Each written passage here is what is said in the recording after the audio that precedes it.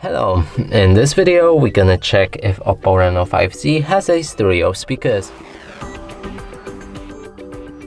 So in order to do this, first we'll need to find all of the speakers on this device.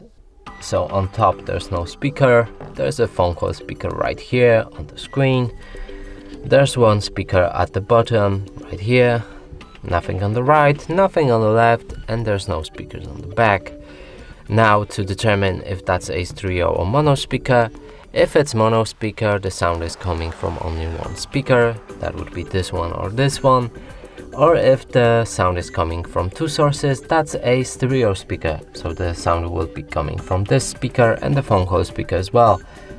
Now we need to play some music and cover each of the speakers with our fingers, and that way we'll see if the sound is coming from both of them.